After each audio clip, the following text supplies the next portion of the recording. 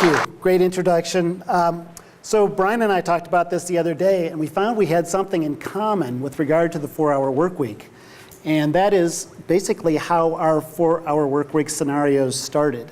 And his started with a bug zapper, and mine also started with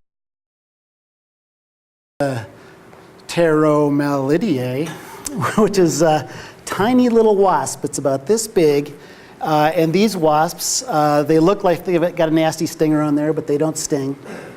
And what's cool about these, their claim to fame is that they interrupt the life cycle of the fly. So if you take a bunch of these and you scatter them around your barnyard or your equine facility, these guys are going to get right into your fly larvae and they'll be gone. So you're thinking, now how does that lead to a 4-hour work week? Well, so I had this friend of mine who for years had been selling these wasps to dairy farms. And so he said, we were talking about this one night, and he said he wanted to go into online business.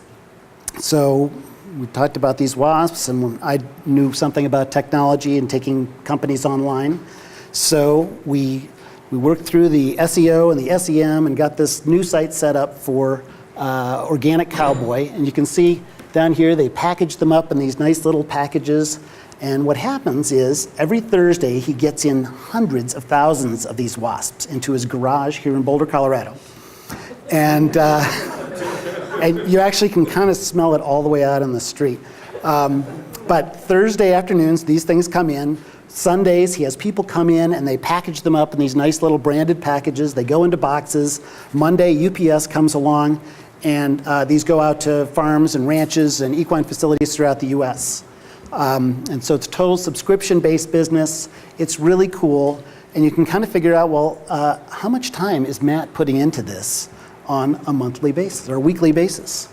Well, it's about 4 hours. I mean, he gets these things in, somebody else puts them in the bags and boxes them up, and he just waves to the UPS guy as they're going out, and then he gets a 6-figure income out of this.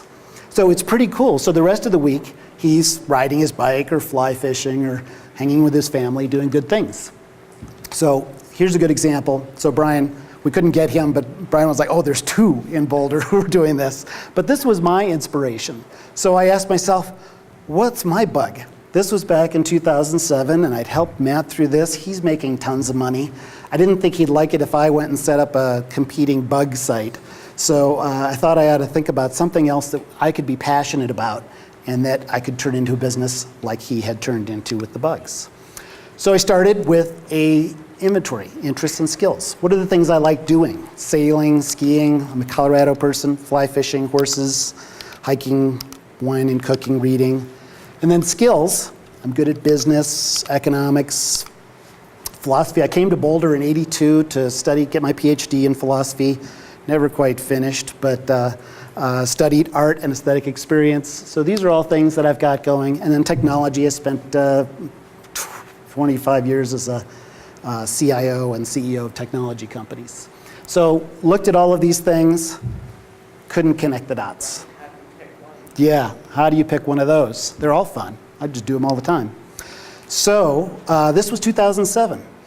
I was being a CIO, I was flying around the country, I was in Charlotte, North Carolina, and I was in one of those airport bookstores, and I looked and I saw the 4-hour work week, and kind of, did a double take, and I thought, gosh, 40 hours would be really great right now, much less 80 or whatever. So I read the book, and it was kind of interesting. I'll just review sort of what the 4 big points were. I saw a lot of hands go up, so I won't belabor this too much, but he's got it broken up into this deal concept. And so it really starts with definition. So definition, this is the part I was struggling with because, I was like, well, what's my bug, right? So figure out what you want, how to get over your fears. And this is, Brian's chicken slide, right? How do you get over those fears to actually put something into action? And then find out, well, what is it really going to cost? And cost is not just, taking classes or, raising capital. It involves time, it involves family, it involves, if you have a job, giving up that job to go get something else. So those are important. So elimination is the second concept. So once you know what you're going to do, you've got to look at your life and think about 80-20 rule with time management. What are you spending 80% of your time on that's doing nothing for you, and why aren't you focusing on the 20%? So Tim Ferriss, at one point he was a salesman, and he was talking about, he had all these people who were bugging him. I can't imagine he was a very good salesman, but he's like, these people are bothering me. So he says, I just told all of them to go away, and here's my fax number, fax me orders when you're ready. And so he did that with the 80%, and then the 20%, he said, okay, I'm just gonna focus on these 2 clients. So he did this, and within a month or so, he was making more money, working less, being more successful, got rid of the fluff and unproductive time, and was really making it happen. So second principle, eliminate the fluff. Now the third is to automate. So once you've figured out what you want to do and you're focusing in on the important stuff, think about this. If you have a business, you can't really be in a business where you're going to have to show up with your keys and open the door at 9 in the morning and stay till 5. That's not going to give you a 4-hour work week. You're tied to the business. It's almost worse than having a job for somebody else because you can't just quit and walk away. So automation is the way you're going to go about making it so that you can get the freedom that you ultimately want. So back in 2007, some of these things were kind of cool. The drop shipping, Google AdWords, AdSense, outsourcing. I think he was writing about using the independent contractors in India and how he went with Brickworks and they had these cool assistants and all that. And that went through this phase where that was like, oh, that's so cool, everybody's got to get those. And then 2008 hit, and suddenly we had a lot of people who would work for a lot less than those Brickworks people right here in the US. So anyway, some of those things have changed over time, but the principle still stays the same, that automation is what you need to do to get the 4-hour work week going. And now the final one is liberation, and this is really execution of all of the first 3. Successful automation of your lifestyle, but liberation from a job. So you're not working for somebody else on their term where they're saying what you can and cannot do and when you're going to be in the office. Tim Ferriss's example was good. Hey, you get really efficient. You'd think, oh, I'm just going to come in on Mondays now. Do you think your boss is going to let you do that? Probably not. So liberation, you apply the first 3 principles. Now you're liberated from a job in a good way. And then you're also liberated from geographical location. If you do your 4-hour work week properly, you can do this from a sailboat. So I've got my picture of a sailboat, and this is about this time last year, actually, I was on a sailboat in the Virgin Islands. I was getting orders in for my company and then passing them on to China and then putting on my scuba gear and doing the fun stuff. And so it was kind of cool, out in the middle of nowhere, doing this business. So summarizing, definition, elimination, automation, liberation. So seems pretty simple, two things, right? Or 4 things. So it took me 2 years to get to phase 1. I just kind of, I had this job, I was really busy, it's great income, why would you not do that? But it kind of kept nagging at me. I kind of kept thinking about it and percolating. So now it's 2009, and I'm revisiting this same list of interests and skills. And I'm thinking, how am I going to connect these dots? And so I started thinking about different ways that these could be put together. So you don't want to pick just one thing. What if you could do a bunch of things you really love doing? So I had this eureka moment. And so this was just sort of like this little seed in the back of my mind. And I was web surfing, and I saw this thing that had the intersection of all of those things. And it was custom portrait painting. So you're thinking, how does that work? So custom portrait painting, I'll tell you a little bit about how those intersections occur when I get to the marketing plan, but basically this is where people send in a photo of whatever they want or multiple photos, and then you get a hand-painted oil portrait on canvas from that photo.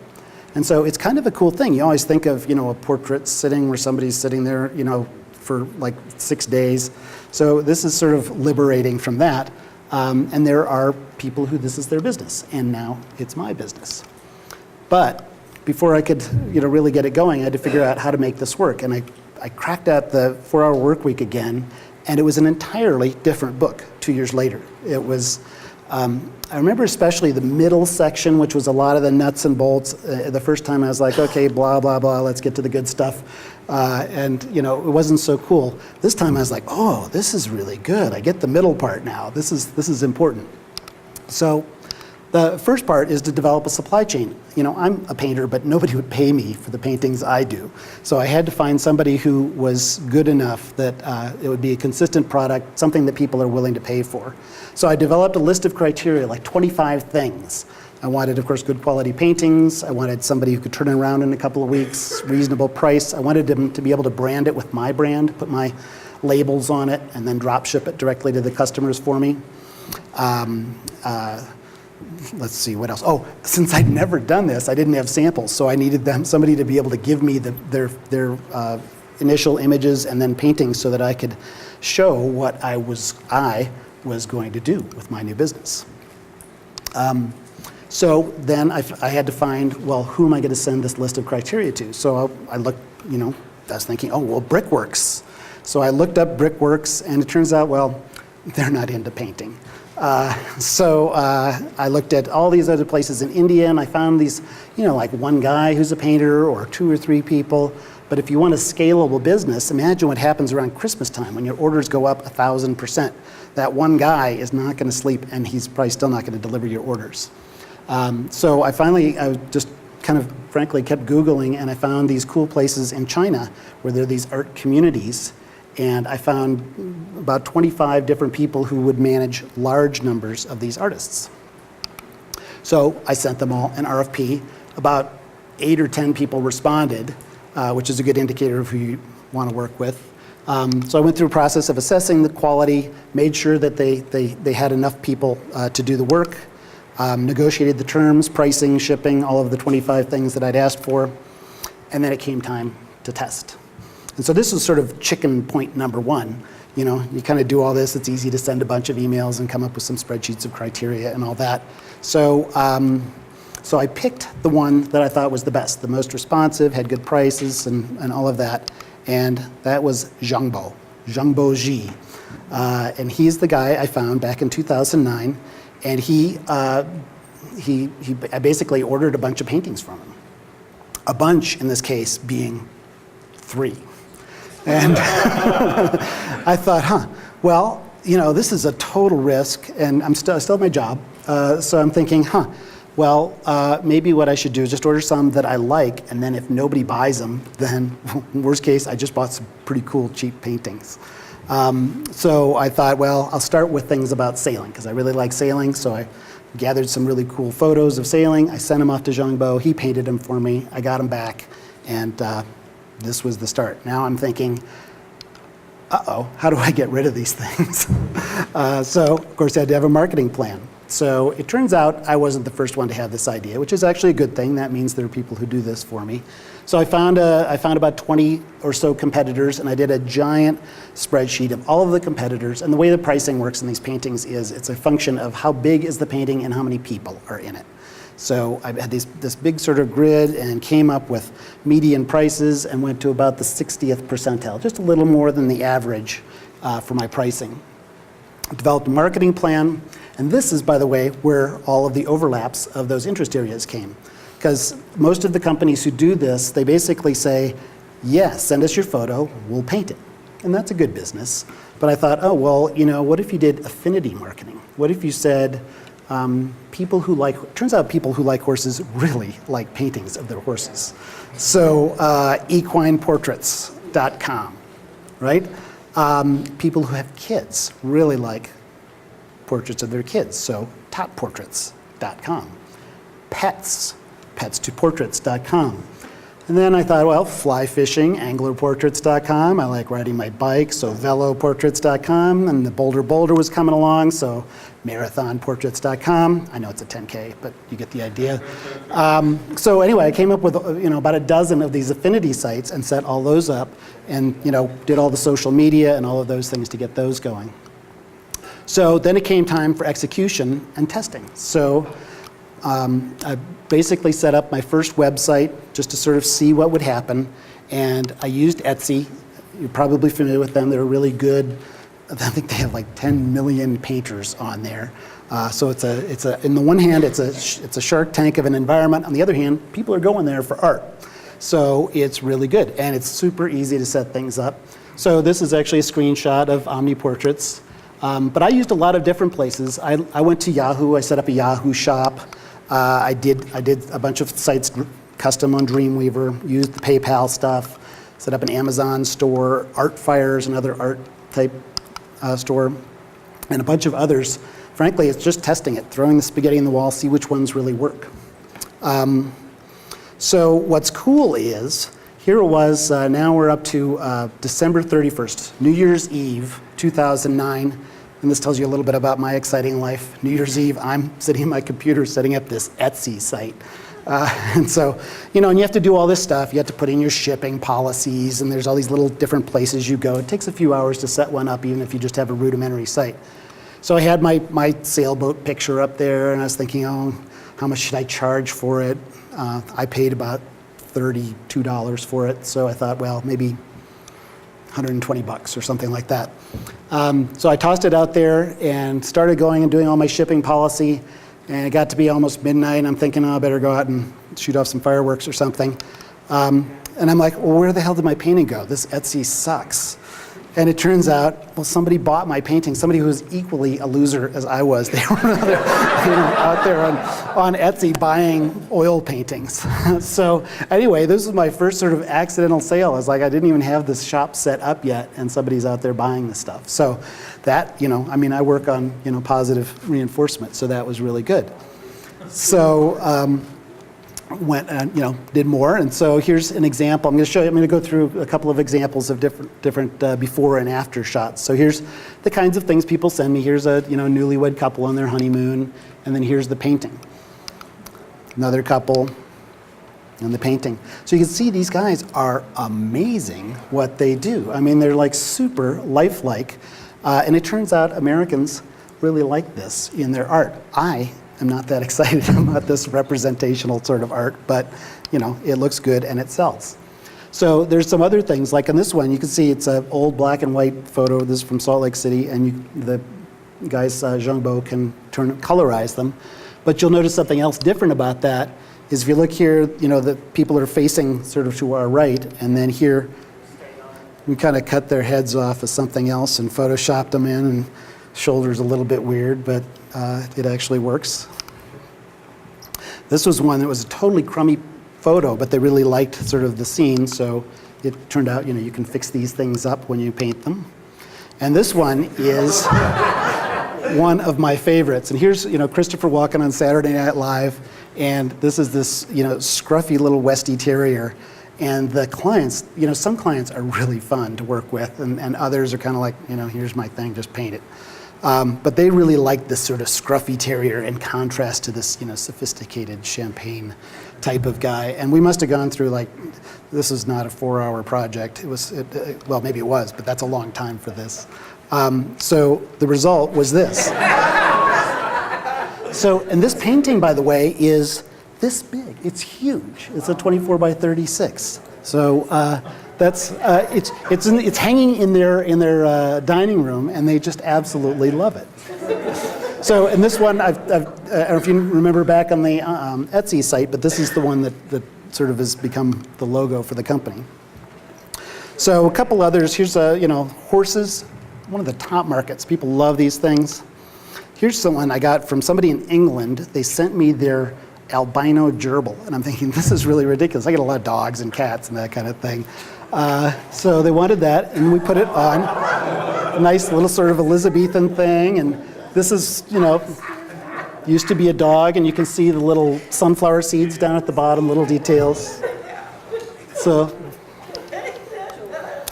this one is also fun. This dog's name is Koufax, and so the people is named after Sandy Koufax, the baseball player.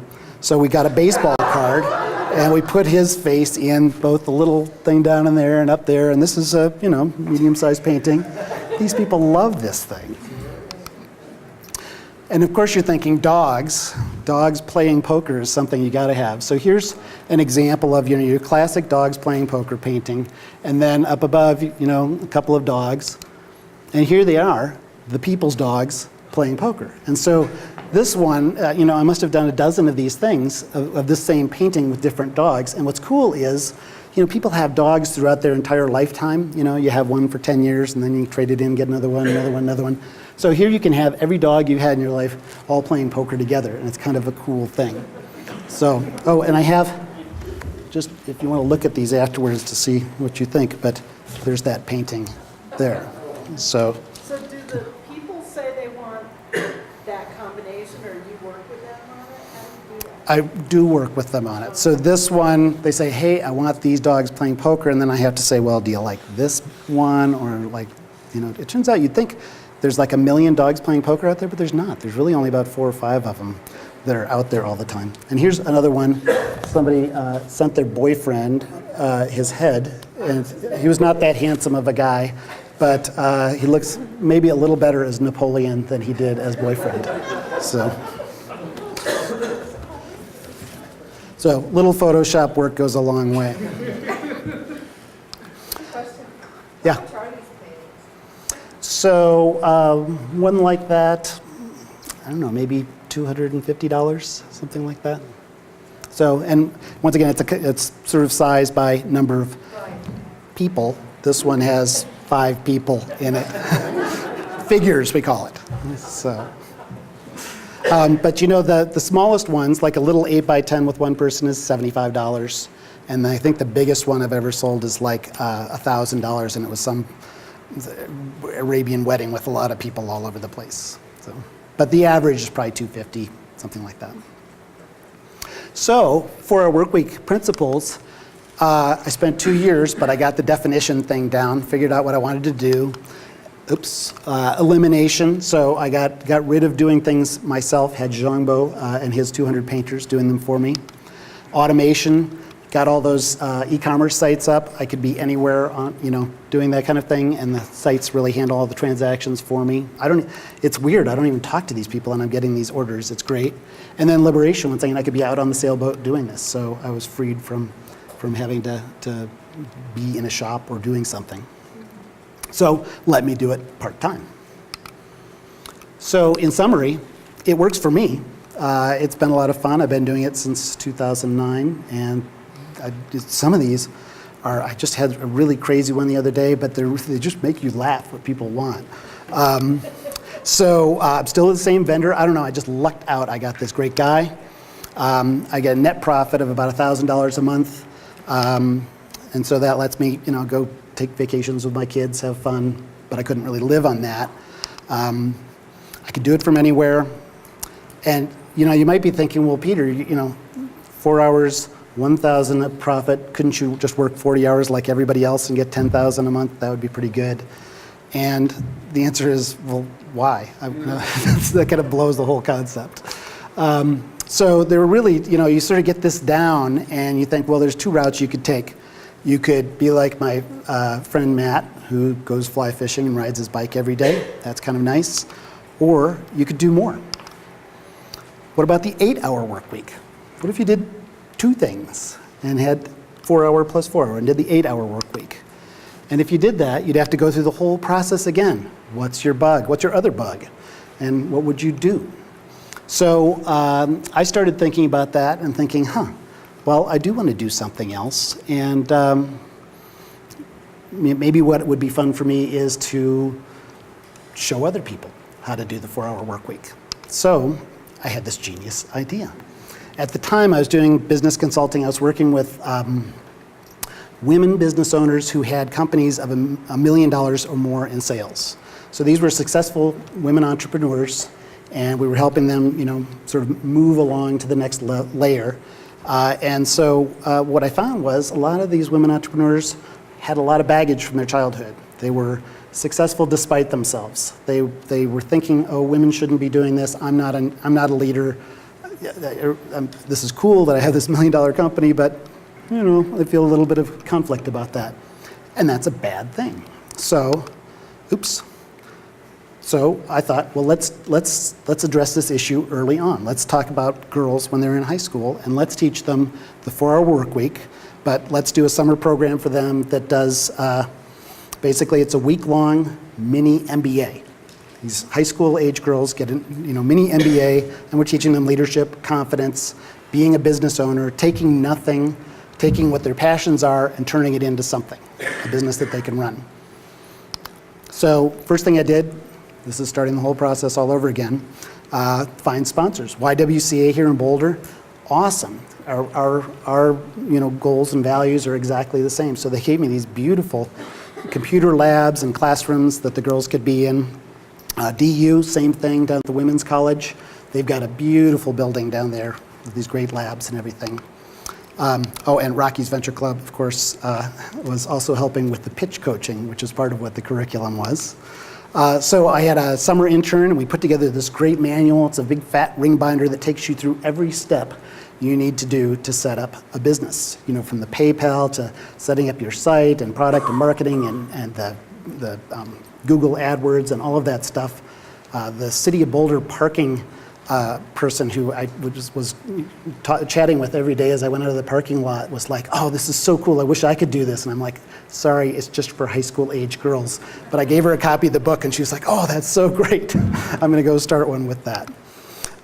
So the leadership thing is important. That's every day we go through a leadership segment with the girls. And so I use the Kouzes and Posner, which is Leadership Challenge, which is probably one of the better leadership books I've seen out there. But what's nice about it is this is a 5-day camp and there's 5 big chunks of Kouzes and Posner. So we go through model the way, teaching them how walking the talk is important, challenging the process, which is really the Tim Ferriss leadership thing, right? Everything he did was looking at how things are done and then doing them differently. And that's how he became like the expert tango dancer champion and kickboxer or all these things, was by challenging the process.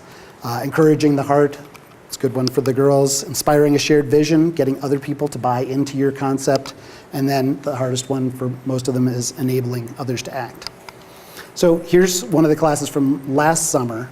And I just sort of share with you some of what some of these girls are doing. That's Danielle on the left. She is actually somebody who I was mentoring through the CU Professional Mentorship Program.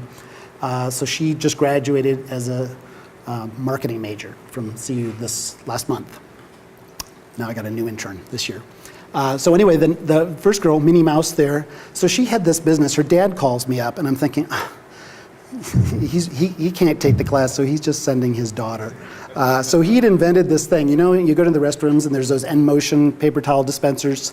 And it's kind of like Hewlett-Packard. You buy these dispensers and then you got to buy this expensive paper that only fits in there, just like Hewlett-Packard makes the money off the toners. So her dad figured out these little caps that you could put on, and then now you can go to Costco and get recycled paper or whatever you want, save a ton of money. I think they make them for like 20 cents a piece, and now she's selling them for 20 bucks a piece on her website and going to business owners and so on. So that's a great business. The next girl, she's got a business called everythingruffles.com. She loves ruffles. So she sees herself as going into fashion. So we found somebody in China who had these great ruffled dresses and who would sell them to her for $8, and they would sell her one. And this is the trick. Usually it's one container load. So you work with high school girls. You don't want to tell them to go buy a container load of dresses. You kind of want it to be like I was with my paintings. Well, if you go buy 2 or 3 dresses, that's cool. And then if nobody buys them, you got 2 or 3 dresses. So that's what she did. And so she's selling them for $29 on her website. So the next girl bought for $3, also from China, makeup kits and was selling them on her site for $15. And then the girl on the right she was into soccer and swimming, and so she was putting together custom gym bags for teams. So she would market those to coaches, and they would have the team name on them and maybe the people's names embroidered in. And so that was her business. So here are 4 girls. They own their own businesses after 1 week. So part of the camp, we took them to, out to see other women CEOs. Here's Heidi Ganal, the CEO of Camp Bow Wow, which was just a couple of blocks away from our camp. So she was great and, told the girls all about her story. Here's the girls making their websites in the YWCA computer labs. And here's, this is one of the sites from just 2 weeks ago. So we sat down the first day of this camp, and this is always the hardest part. It's really scary because it's the what's my bug part of the camp, and it's like, well, what do you like doing? What are your passions? And so we spend the whole first day talking about what they're passionate about, and you get this long list of stuff, and because these girls are really cool. And so one of the things this girl mentioned was, well, I really like Egypt and the mystery of all of this stuff, and I was thinking, oh, I don't know how you turn that into a business, And so we have them go home and they think about it, and I do a little homework, to look up things that I think will be good for them. And she came in the next day and she goes, I love amulets, and I can make some and I can sell some, and what do you think about that? I'm like, done. So amuletology.com was born, and so she's selling amulets with Egyptian themes. Oops. So the next one was this girl, her family had made clocks for generations, so she wanted to do something with clocks. So we found somewhere in China she could buy the works, the hands, and the mechanism for about $2 a piece, and then she goes to Goodwill and finds used books there that look cool, and then mounts them in there, and then puts them on her site, inspiredclocks.com. So, Biz Girls, just in summary, so we're teaching leadership, we're teaching values and goodness, not just about making money. Business principles, like I said, it's all everything you take in an MBA, we cover that, even if it's only half an hour. They're starting real businesses, they're building confidence. I'd say probably 70% of the businesses have some sort of an international trade component. And what's cool is these are businesses you can run in 4 hours a week, every one of them. And so at the end of these camps, we survey the girls. We say, well, so are you going to keep doing this, or are you going to stop? It's Friday. Are you done? And you kind of learn something and not going to do anything, or are you going to run it to the end of the summer and see what happens?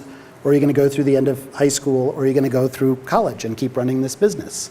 And probably about 80% of them say, yeah, I'm going to keep running it all the way through college. As long as I can keep making money, that's cool. So here's all these 4-hour work weeks that are hopefully spawning ongoing businesses. So I guess the message here is, if I can do it with OmniPortraits part-time and a bunch of high school girls can do it, then I guess it works, and you could probably do it. That's it.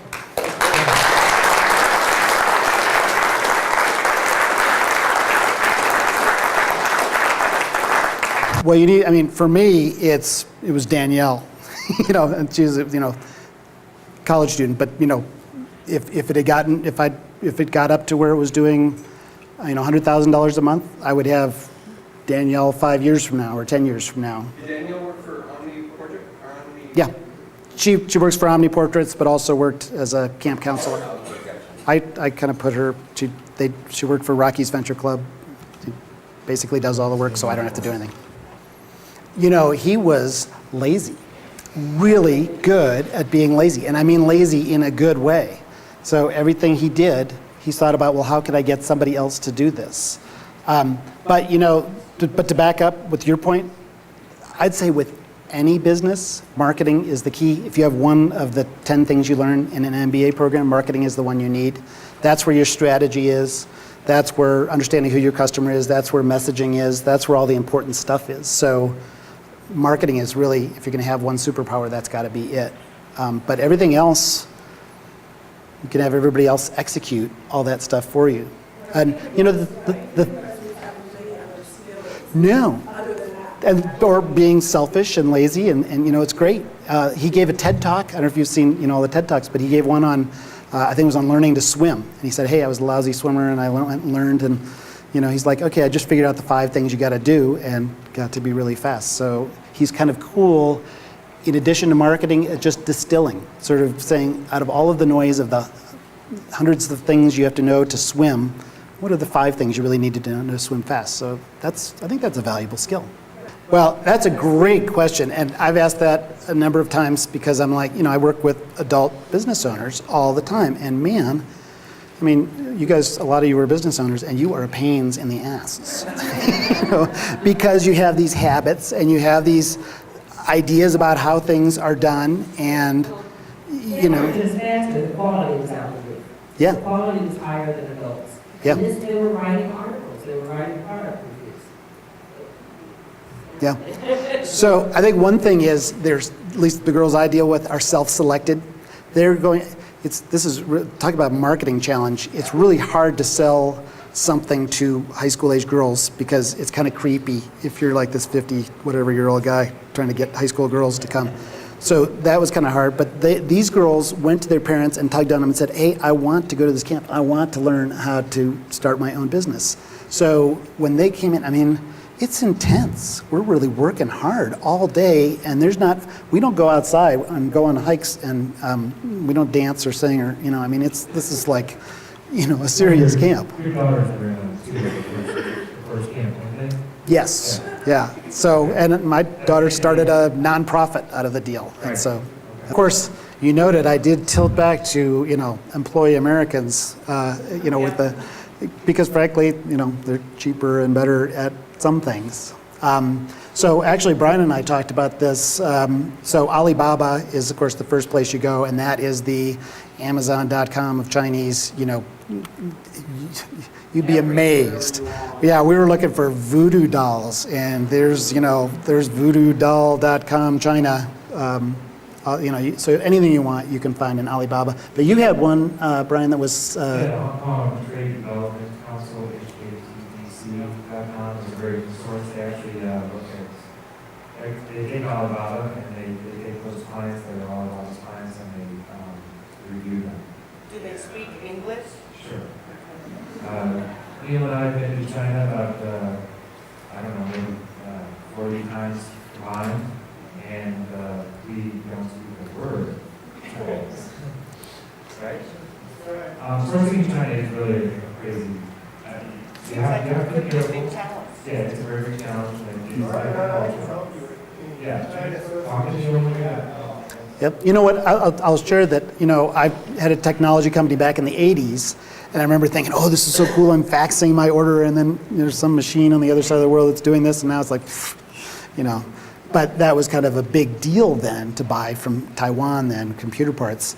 And now it's like, I actually can't really even tell that it's somewhere else. I mean, people pay me on PayPal. I pay Zhongbo with PayPal.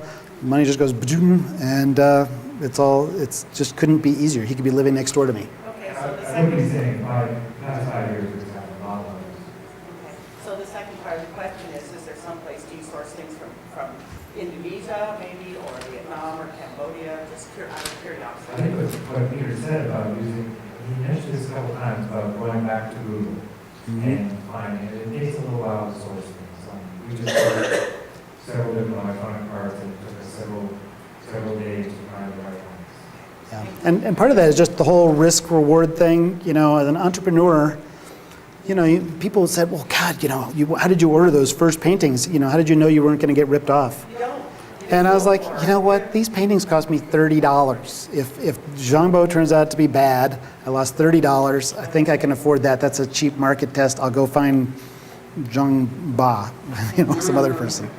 Who else got a question? So, great question. So the question was about setting up all these different websites.